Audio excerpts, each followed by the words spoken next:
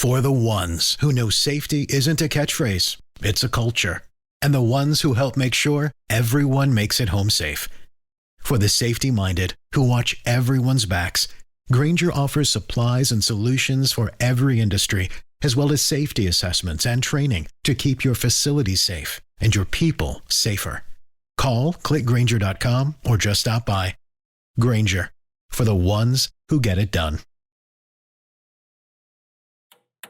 With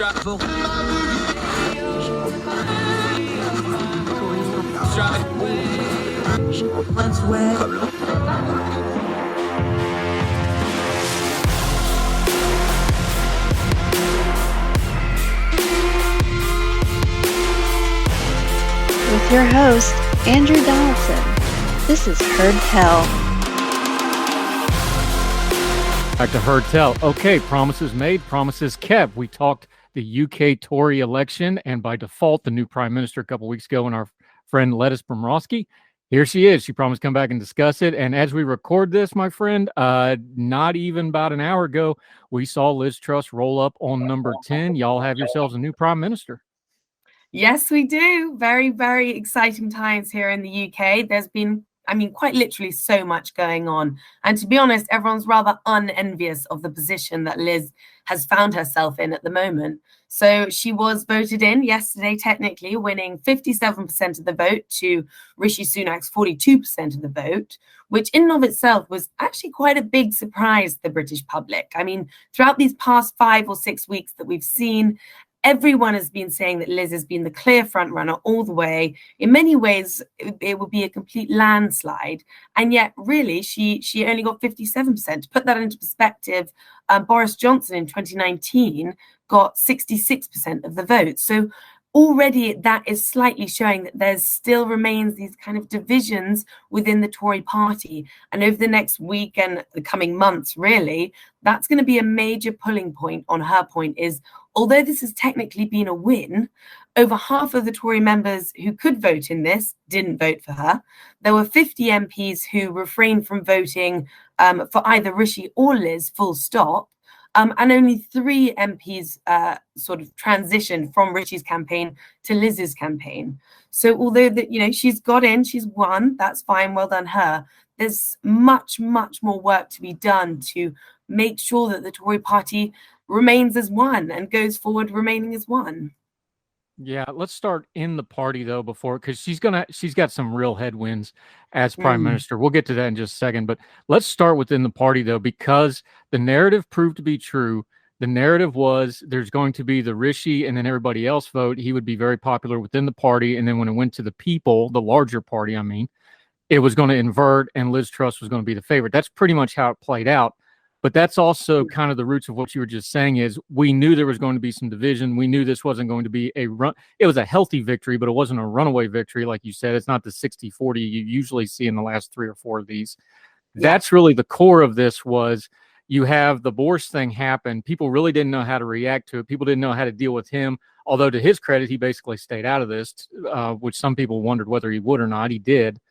This is the core to the problem here is she's already got all these other headwinds. She may have the most fractured Conservative Party of any Conservative Prime Minister in recent memory going forward. No, completely. And there have been a few things that have arisen in the British media since the win yesterday. One of the most notable, although you never want to overanalyze these situations too much, one of the most notable was yesterday when her name was announced as the winner.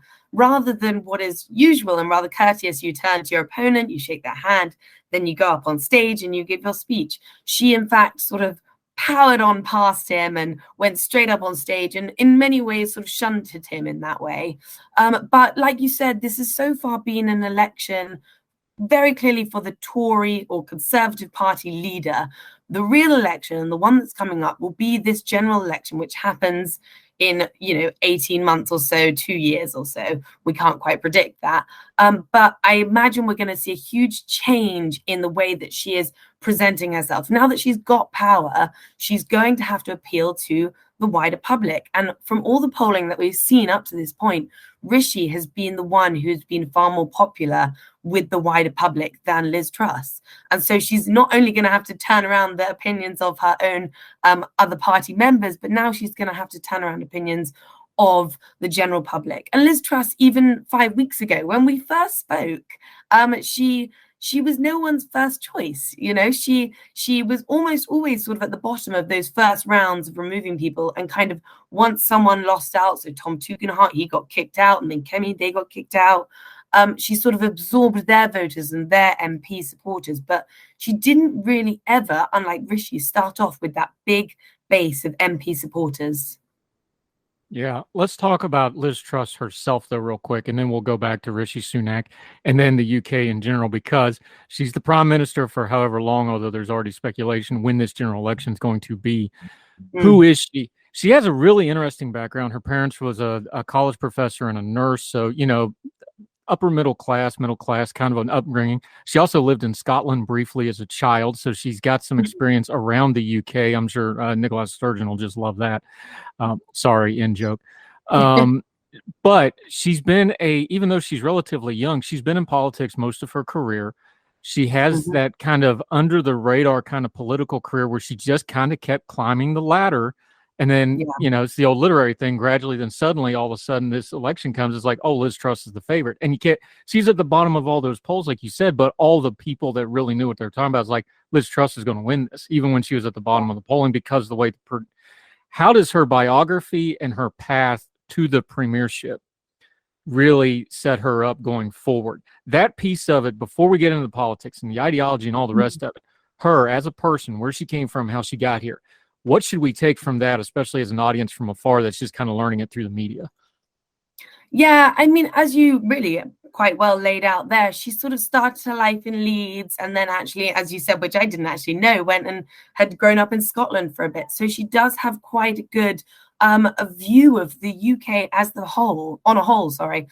But what I think is important here is that she is rather understated, and she has been in politics for a very long time, doing things under the radar. She's not like Boris Johnson in that way. She doesn't have to showboat all the time, or, you know, go out and sort of have flashy parties or be flashy and in front of the media all the time. She's got her own persona in that sense. And actually, just a moment ago at 4 p.m, we saw her speech outside, her first speech as Prime Minister, and it gave off a rather more somber and serious tone that I think will be sort of who she is going forward. She's not going to be the very flowery languaged Boris or the very overt Boris or making jokes all the time. She is more serious, and I think a lot of that clearly does come from her background and her past political history, where she's just sort of got the job done and kept going forward. For example, like when she was international trade sec and we had just left Brexit and we needed all these trade deals done and got over the line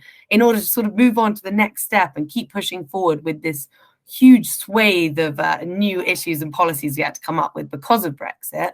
But she got those done, and she got those done in a way that I think was professional, rather than look at me, look how amazing I am.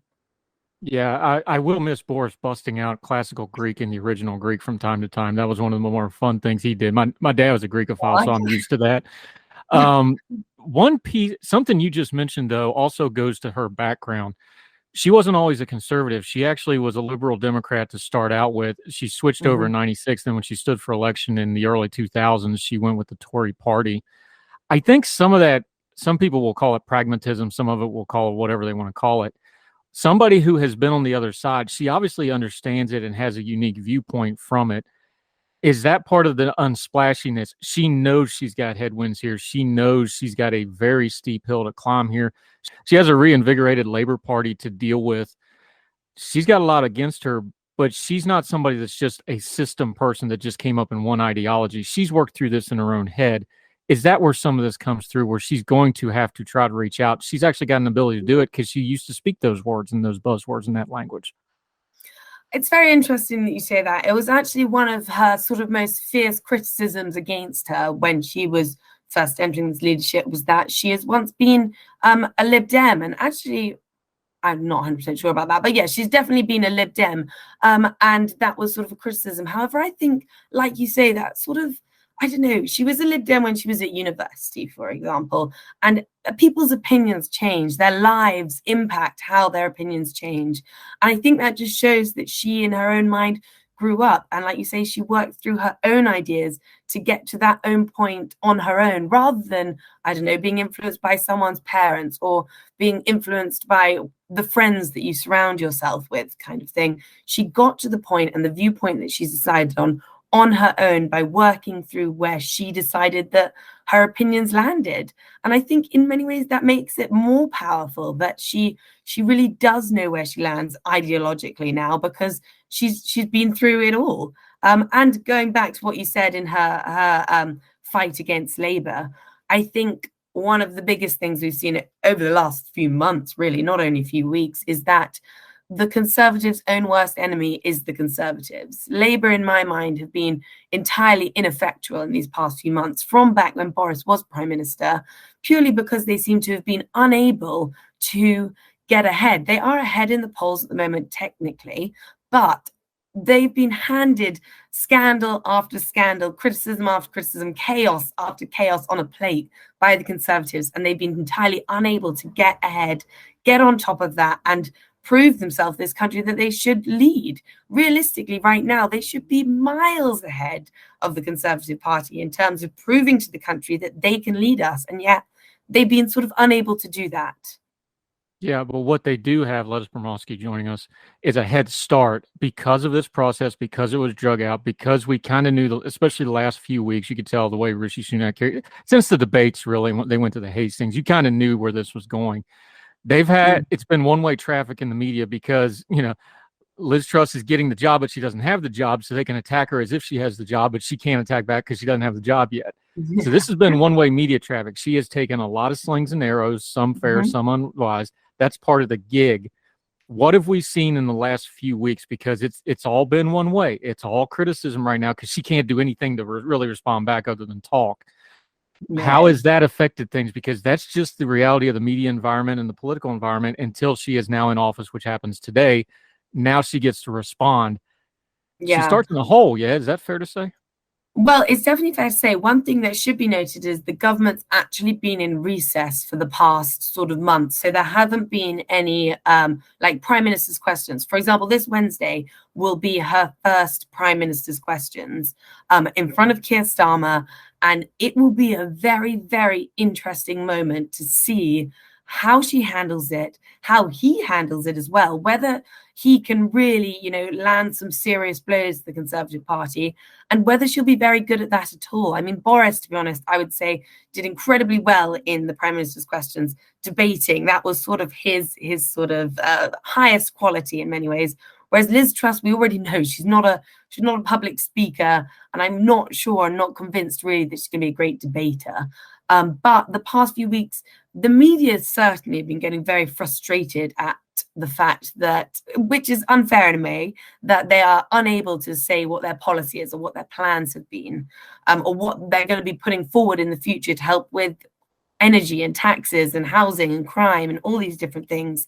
But this next week, she said that she will be putting out her plan. And so this next week is going to be absolutely fascinating with all the new things that will be coming out, plans coming out. It's going to be a real feast in many ways. Yeah, I won't miss it because they brought Sky News' app does it live. I never miss Prime Minister questions because it's first thing in the morning here. I listen to it with my kids going to school. It's kind of a tradition. You mentioned it. This is always going to be the comparison as a woman Prime Minister. She's going to get compared to Theresa May. And of course, Margaret Thatcher, fair, unfair, doesn't matter, especially Prime Minister questions. Theresa May did very well at it. Margaret Thatcher is legendary at it. Yeah. She's not that style, though, even though Theresa was more plutocratic, if that's a word, but she was very good at it.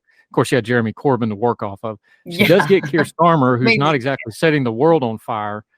No, but that comparison isn't going to hold up in her style when it comes to things like PMQ, when it comes to things like public speaking.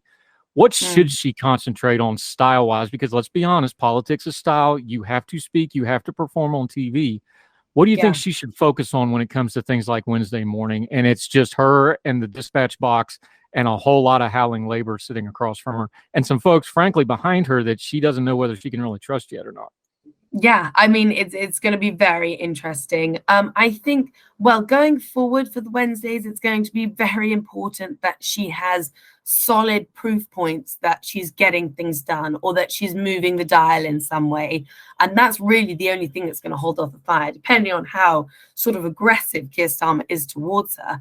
If we go back to sort of the comparisons with Margaret Thatcher, which have been a sort of phenomenon here. They've been everywhere, from what she wears, dresses, how she talks, how she acts. Personally, from my opinion, I find that a bit infuriating. Although Margaret Thatcher, incredible woman in her own rights, for a lot of what she's done, you know, she's in the history books as being this amazing prime minister. She was a prime minister 40 years ago.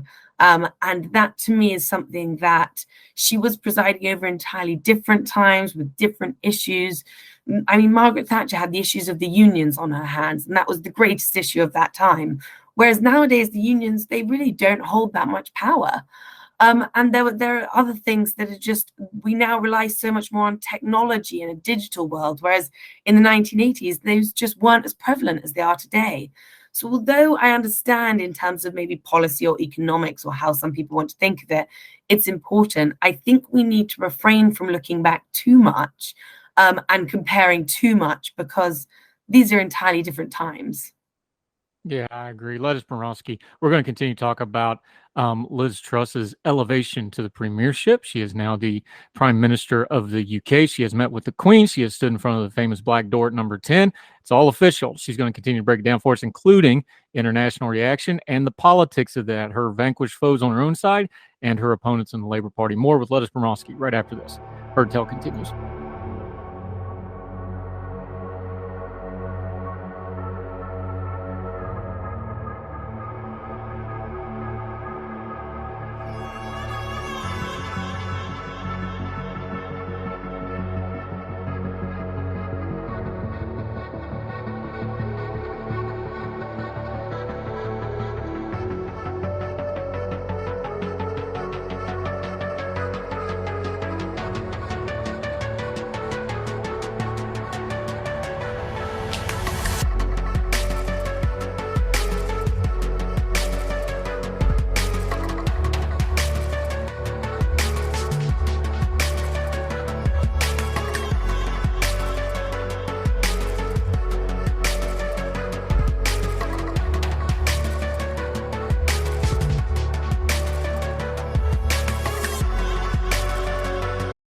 For the ones who know safety isn't a catchphrase, it's a culture. And the ones who help make sure everyone makes it home safe. For the safety-minded who watch everyone's backs, Grainger offers supplies and solutions for every industry, as well as safety assessments and training to keep your facilities safe and your people safer. Call, click Grainger.com, or just stop by. Grainger, for the ones who get it done.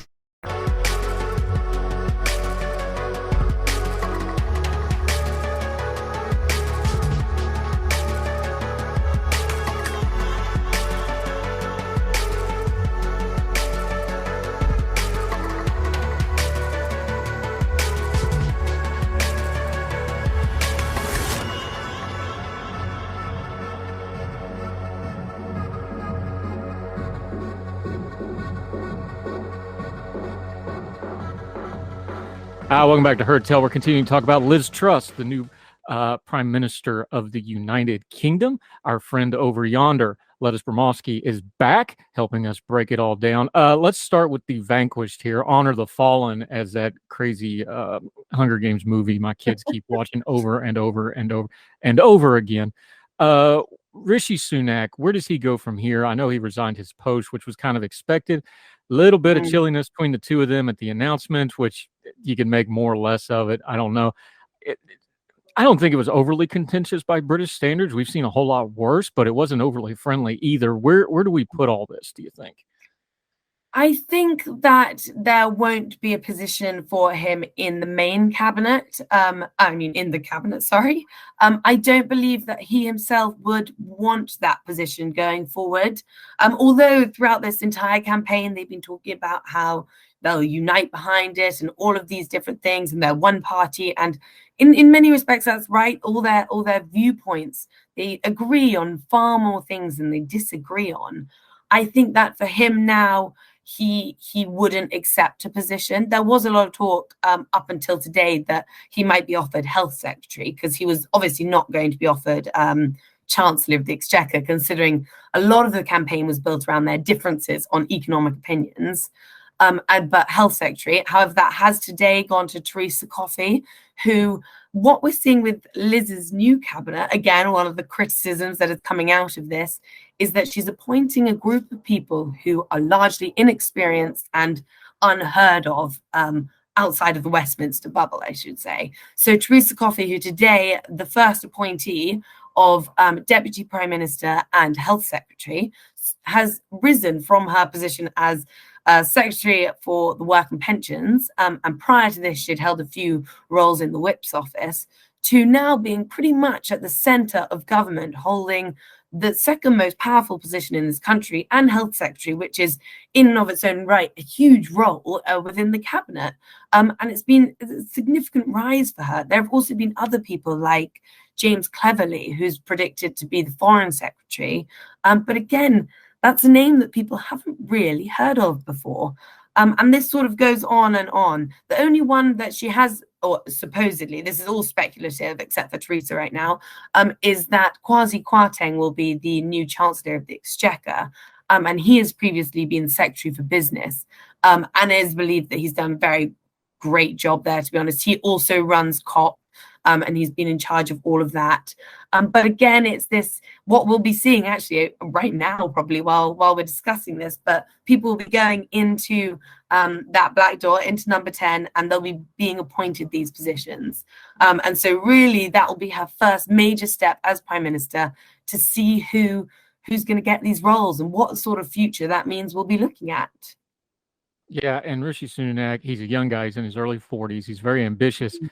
He's really smart. He sees what everybody else is seeing, everybody else prognosticating. Is like, look, there's going to be a general election sooner rather than later.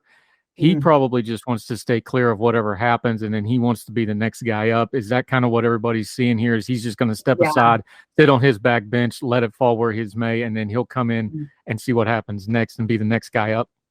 Yeah, there's so much truth to that in many ways, which almost seems unfair. But Liz not even Truss, a criticism. I mean, that's just kind of, that's the road in front of him. I don't really blame him, but that's what it is. No, completely. And for her to even be seen in history as good, she's almost going to have to be exceptionally great in many ways. And although we say she's got 2 years till the next general election, or 18 months or whatever, realistically, she's actually only got about, I would say, 2 months until we're in the depths of this winter energy crisis that we're going to be in. And if she fails to meet the needs of the people then, and fails to sort of get a solid plan in place that really will support people, and not just maybe blanket giving money out or blanket spending, but a real solid plan that will help people through this winter, then she might have a chance going forward. But if she doesn't do that, I think she's going to be out in the cold, pardon the pun. Well, it's not a pun, because the number one we've talked about it with you, our other UK friends. We just talked about it with our German friends last week. Cost of living and energy is the overriding issues right now. And in the UK, winter's coming, and it's looking bad. It's not looking good for the British economy right now. It's not looking good for especially the working and middle class and down economies. The cost of living is high. Fuel prices are looking to be high. This is going to be a rough winter politically and physically in the UK. What is, I know she came out with a big energy plan right off the jump, but beyond just a plan, how does she sell a hard winter? Because it's going to be hard no matter what she does. Let's just be honest here. How does she sell that to people? We just got to stick through a tough winter. You're the new guy and things go bad, you get the blame. She knows this. What's her pitch? Well, that was a lot of what we heard in her speech just now, which was much more somber and serious. And the sort of overriding quote that's come out of that is, we're going to ride through this storm together. And she's been very much corralling this idea of togetherness. But you're right. The biggest shock for households this winter is going to be these sort of crippling increases in gas and electricity bills. We're going to see our energy price cap rise 80%, from about £2,000 to about £3,600 in October. And this is again predicted to jump to about £5,400 in 2023, in January 2023, which is phenomenal. I mean, we're not just talking about, the lowest in society, the poorest in society at this. We're talking about a huge chunk of people in society who will genuinely be unable to pay these bills. What she has been coming out and saying is promising that not promising just yet, but saying that she will freeze the cap on gas and electricity bills at about 2,500. So this is still an increase from what it is at the moment, but she'll put this freeze on for the next 2 winters, and it will allow, I think, about, I can't remember exactly, sorry, but that's meant to help a higher proportion of people with this. But again, it's going to create a cost of about 90 billion, which will be supposedly funded by government loans. And again, it's adding to the more and more debt. And the criticism at the moment is this is simply kicking the can down the road for the next generation to deal with. But she does have to prove herself, and she is in some ways going to have to restructure the energy market that we have because of the pressure that we've seen over the last year from Russia, particularly in Europe more than in the UK specifically. But that gas pressure that we're being put under, it's coming to a head, and it's going to be a very, very tough winter here. Okay, she can't just get by on the cost of living stuff, although that'll be the dominant issue.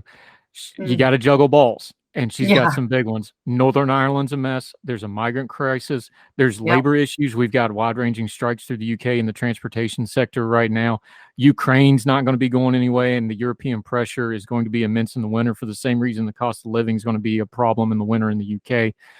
What of those is something that she better get on real fast? Who's her first foreign phone call on dealing with some of that? Is it dealing with, Ireland, Northern Ireland? Is it, there's a lot of trouble with the French right now in the migrant crisis in the Channel. Does she call Olaf Scholz and the Poles and be like, we got to do something to Ukraine? Who's her first phone call, do you think, here? Well, we know what she's already said is that she's very adverse to Chinese expansionism. That's one of her main points at the moment. She's always said that we need to be very careful, tread very carefully with them going forward. But I think for now, although she's very publicly against a lot of that, and Chinese companies, coming into the UK, I think for now the priority will remain the war in Ukraine. She's always been very supportive of UK helping fund and support and send defense to the Ukraine and things like that. I think that'll be very high on her list of showing that she maintains support. We know that Boris was an incredibly popular figure in Kyiv, and most people in Ukraine were so shocked when it was said that Boris would no longer be the leader of the United Kingdom. So showing Ukraine that we will still stand and we will still support them, I think is going to be top of her list. What I think will be an even bigger priority at the moment is dealing with this NHS backlog that we're having and issues within the NHS, because I think that's something that the people of the UK will be very, very keen to see sorted out. And although many prime ministers have been saying this for many years kind of thing, the issues that we've had that are hanging over us because of COVID are becoming unmanageable. We've had people who've been sort of left to die because they've had heart attacks or strokes, and ambulances have taken hours and hours to come to them, when realistically they should be there instantly. Our 911 system is falling apart. We've got 1 in 10 GP consultants who are expected to retire in the next 18 months, and we haven't got the inflow of younger generations to support them. Actually, just yesterday, Truss was told that she had 10 days to address NHS nurses' pay, or they would go on strike. So she seems to be fighting a battle on every front at this point. Yeah, welcome to number 10. Not an easy job, as anybody that's ever been in that building will tell you. You mentioned it real briefly, though, so just to touch on it, kind of put a bow on this whole thing.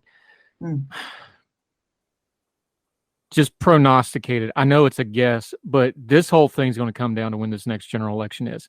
You mentioned it. She's really only got a couple of months to really get her stamp on this thing. If it's an 18 to 2 years out, that would make her, and let's just say she doesn't survive it, that would make her the shortest reigning prime minister of the modern era. That's the hill she's looking at climbing historically. she's got, let's just be honest here, she's got, no matter what your politics are, she's got a whole lot against her just right from the go here, doesn't she? Yeah, she's got so much. It's almost unclimbable in many ways. But as you say, the election, like the maximum it can really be at this point will be in 2 years. But they're going to want to put their best foot forward when they call it. So I don't believe it's going to be in 2 years. I imagine that they'll have to call it as soon as sort of, something goes right, something's in their favor. Perhaps they overtake Labour for the first time in the polls. Perhaps she does incredibly well in this winter coming up. And they will call it as soon as they have a slight glimmer of hope that it's swinging in their favor, because 2 years is no time really at all, especially in the world of politics, to get things through and really change things out there. And with recession predicted until 2025, she's going to have such a struggle even getting anything over the line. So she's got to be putting her best foot forward for everything really now. Never a dull moment with our friends over in the UK. Lettice Bromovsky, love having you on. Let folks know where they can follow you and keep up with you till we get you back, which we're going to do because you're outstanding and we love getting your insight on these sort of things. Let folks know where they can follow you till we get you on Her Tell again. Thank you. You can follow me on Twitter at @Bromovsky, which is BROMOVSKY. And we'll link to all her current media hits on this stuff, and we'll have you back real soon. Les, thank you so much for the time, my friend. Thank you so much. Yes, ma'am.